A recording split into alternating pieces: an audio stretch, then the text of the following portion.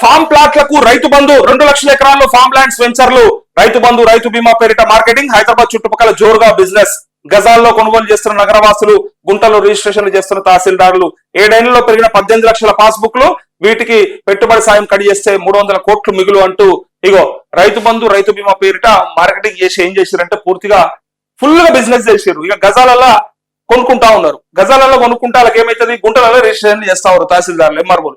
So గుంట ఉంటే చాలు నీకు రైతు బంధు పడుతుంది, గుంట ఉంటే చాలు నీకు రైతు బీమా వస్తుంది అని చెప్పి ఆశ పెట్టి మొత్తానికి ఆ ఫామ్ ప్లాట్లకు కూడా రైతు బంధు వచ్చేలా ఉందని ఈ వార్త వచ్చింది.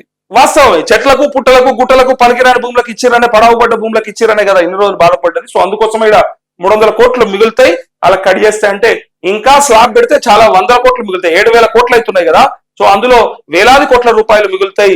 90% భూములన్నీ కూడా ఆ 10% మంది దగ్గరనే ఉన్నాయి కాబట్టి ఆ 10% మంది దగ్గర ఉన్నటువంటి వందలాది ఎకరాలకు ఇవ్వకూడదు రైతు బంధు అంటే అది చాలా మట్టుకు ఇవ్వాల్సిన అవసరం లేదు. ఇస్తే ఇప్పుడు ఆ ప్రభుత్వ ఖజానా అంటే అంతకుముందు ఎట్లయితే దోష పెట్టిందో లాస్ట్ ప్రభుత్వం ఈసారి కూడా అట్లా చేయకుండా స్లాబ్ పెట్టి వాళ్ళు ఎవరికి కూడా ఇవ్వకుండా నిజంగా సన్నకారు చిన్నకారు రైతులకు ఎవరికైతే అవసరమవుతుందో పెట్టుబడి ఎవరైతే పెట్టుకుంటారో ఆ పెట్టుబడి వ్యవసాయం మీద పెడతారో వాళ్ళకు మాత్రమే ఇవ్వాలని చెప్పేసి అన్నారు. అన్నట్టుగానే చేస్తే 300 కోట్లు కాదు 3,000 కోట్లు మిగిలిన ఆశ్చర్యం లేదు స్లాబ్ పెడితే.